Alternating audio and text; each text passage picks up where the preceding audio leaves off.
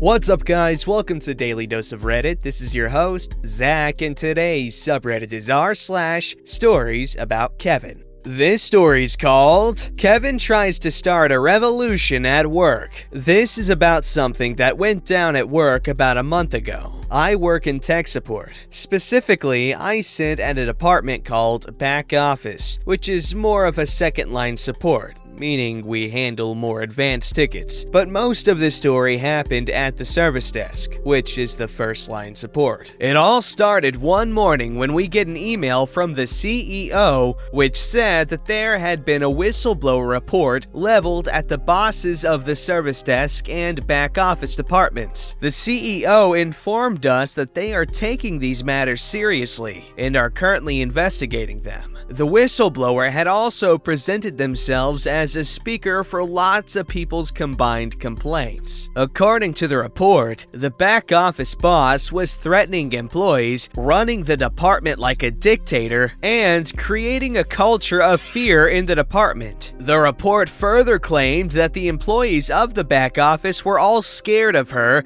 and that no one dared to speak against her for fear of retribution. This came as news to us at back office, who honestly had no idea what they were talking about. Our boss is, first of all, like 5'3" and a bit on the skinny side. Second, she is nice to a fault. Some employees are kinda bossing her around. I don't think she is capable of threatening someone. As for the service desk boss, I have honestly never even met her. I started working here just as a pandemic broke out and people started working from home. I can't speak for the validity of her accusations, but since the accusations were leveled at the service desk boss and the accusations of our boss specifically mentioned when she was a temporary boss of the service desk department, we were pretty sure the whistleblower was someone at service desk. Fast forward a week or so, and we got another email. This one was from an employee at service desk. Let's call him Kevin. The email was just a link to a Facebook group. It was sent to the entire office at 2 a.m. I ignored it at first, believing it to be some social group for all the employees. Then I spoke to a coworker who urged me to take a look, and holy crap, was it worth it. Kevin had created a Facebook group where he wrote about the awful working conditions we suffered. He never explicitly states to be the whistleblower, but uses a lot of the same wording as the report. For example, presenting himself as a leader of a larger group. English is not our first language, but he wrote it in all English for some reason, and his English was awful. He wrote, "We're 6 people right now leading the pack, and I am the spokesman for all those people." Quoted verbatim. Maybe he believed that this was going to become so huge it would reach international news or something. At the time, the group had 2 members, himself and another service desk employee, who probably joined by mistake since he later left. Kevin also wrote that he had contacted journalists and that he was going to start a fundraising project for a lawyer. The crown jewel of the group was a recording of a digital meeting he had with the back office boss while she was a temporary boss of the service desk. Apparently, Kevin had a long history of misconduct. To rectify this, they had established a plan for him to improve and had regular meetings to make sure he stuck to the plan. This was one of the meetings he had recorded. In the recording, Kevin repeatedly complained why they were after him for every little thing he did wrong. To which the boss calmly explained because he did so many things wrong, especially since a lot of them were repeat offenses that he had already been written up for once. Furthermore, Kevin stated that the boss wasn't allowed to bring up some of the offenses because he had already cleared those up with the service desk boss, and she has said it was fine. Back office boss explained that yes, it was fine as long as he didn't repeat it, which he had then done. Kevin also gave off some kind of sexist vibes and generally had the attitude that he didn't respect her authority. But the best part came at the end, when the following exchange went down. I just want us to understand each other, because if things don't improve soon, I will get sick of this. Sorry, what do you mean with I will get sick of this? I'm just saying that I will get sick of this, and I am holding you to that. What are you saying? I'm done here. End call. I don't know about you, but that sounds like a threat to me. It started off as a vague statement, but when he refused to explain it, it became a threat. I don't know why he would post something like this. It very clearly made him look bad. Extra so with all the information about his repeated misconduct. The boss looked like a patient angel next to him. I tried to find a way to save the recording. I was certain he would at some point realize what a mistake it was to post something like that, and I felt it could strengthen the boss's defense if she had easy access to that recording. Sadly, Facebook wouldn't let me save it, so sorry r/, if you are reading this, I can't sell it to you. As it turns out though, Kevin's crusade against our bosses was just getting started. He posted a screenshot of an email conversation between him and a higher ranking boss where he stated that he didn't want to have his meetings with the back office boss alone because he felt threatened by her. The higher ranking boss said that back office boss was there as a representative of the company, but that he was free to include a union rep if he wanted one. She even offered to make sure to postpone the meeting to make sure he could arrange it. According to Kevin, this was just confusing legal mumble-jumble. Again, quoted verbatim. The screenshot also included the boss's full name and company email address uncensored, and this was a public Facebook group. Kevin then posted a link to a blog that talked about how to spot if someone was possessed by Jezebel, as in the biblical Jezebel, and how possessed people would present as manipulative and threatening.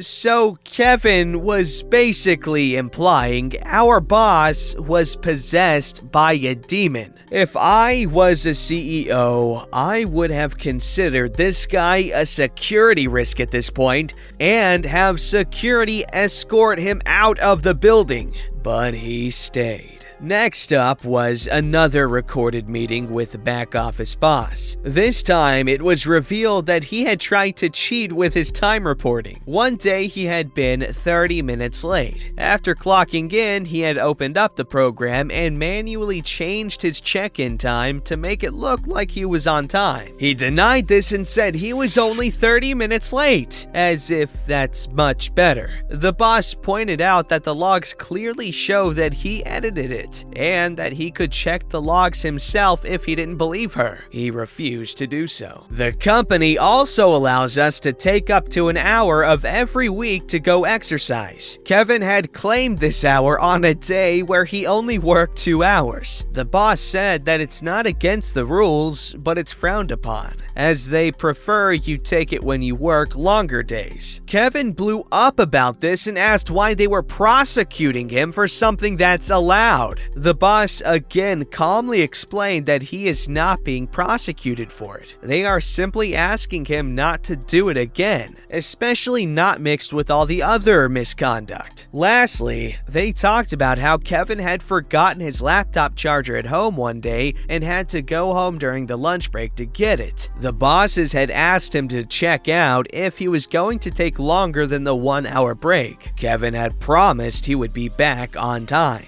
His phone activity showed that he had been over an hour late and tried to get away with it by not telling anyone. When asked about this, Kevin tried to excuse himself that since he had spent his lunch break traveling back and forth from his home, he had to take extra time to eat lunch. He went as far as to ask her if she wanted him to starve. She simply responded with, "No, we wanted you to check out when you traveled home. We don't want you to try to claim a salary for going home to pick up something you forgot. After that, Kevin mostly just posted some random self-aggrandizing posts where he talked about how rough we had it and how brave he was for speaking out. He really didn't seem to understand his posts did nothing but make him look worse. I don't know if a single person agreed with him that we had poor working conditions. Kevin asked others to email him their stories so he could post them anonymously in the group. No story was ever posted. Yet Kevin still talked about this as if he was leading some glorious revolution against some tyrants. When the CEO sent out an email saying that the whistleblower investigation was concluded and that the conclusion was that there was no grounds for the accusations, Kevin was not happy. He made a lengthy post about how the bosses were all liars who protected each other from fault, then concluded by saying that it's not over. Journalists were most certainly digging into their misconduct and would soon blow this case wide open.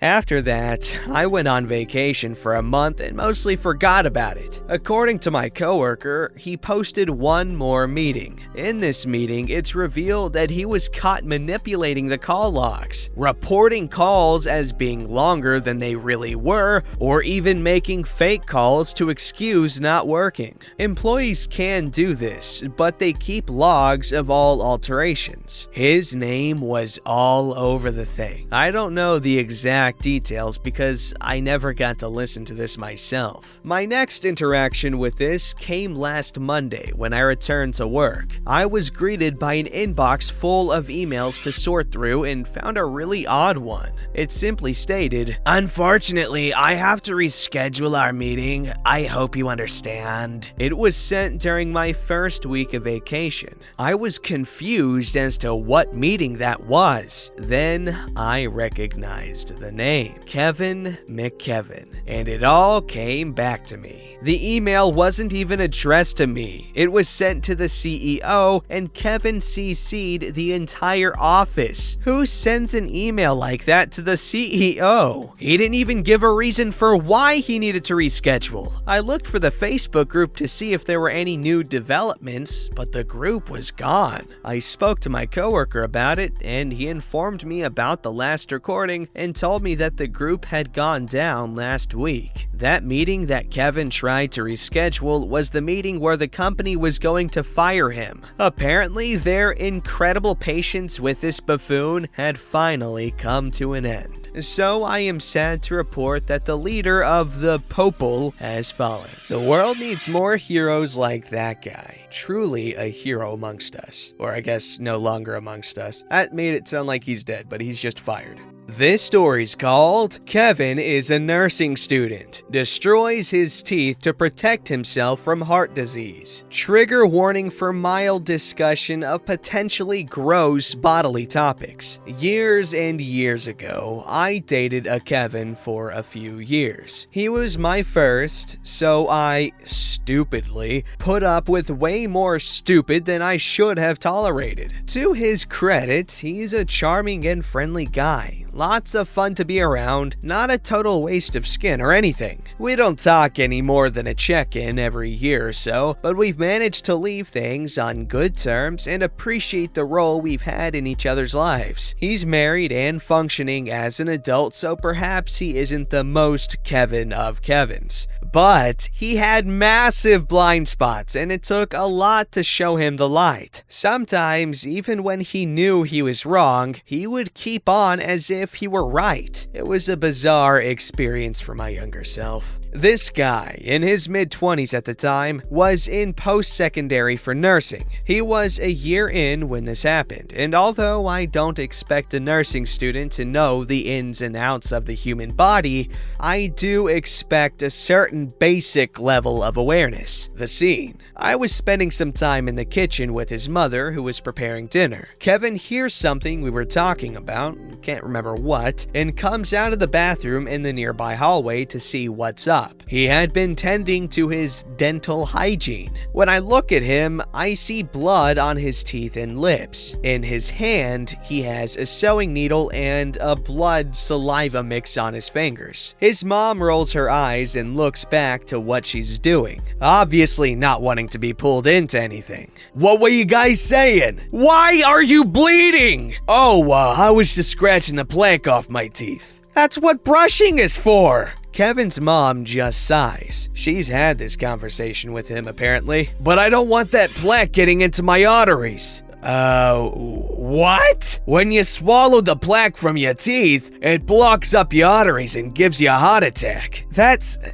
They're not the same plaque, Kevin. Yes, they are. After staring at him, dumbfounded for a very long moment, I went to look it up. It was such a weird moment, I thought that maybe I didn't know what I was talking about. What I found was that, no, dental plaque and plaque that builds up in the arteries are not the same thing. I also found out that there is a link between heart disease and gum disease, but definitely not for the same reason Kevin thought. After dinner, I showed this to Kevin in the computer room, explaining to him that he's not doing himself any favors. I can't remember the exact back and forth, but its content included him claiming that his teeth and gums were so bad that he was afraid of heart problems. And if he brushed his teeth, he'd still be swallowing the plaque, so he used a needle on his teeth instead. Apparently, when he used to brush, he would swallow his toothpaste after, which is its own problem that I didn't have the energy to get into.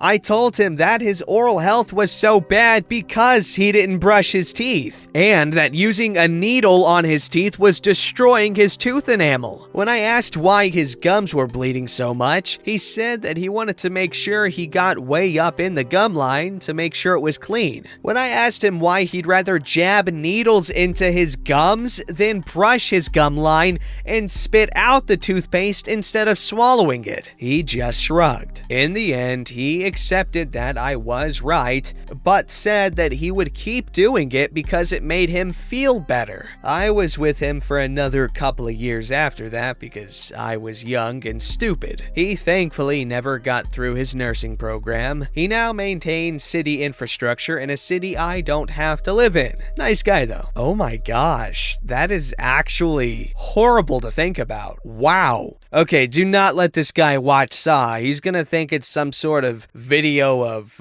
easy to do home remedies or some crap. Jeez, man. Don't forget to like, subscribe, and hit that bell to never miss an episode.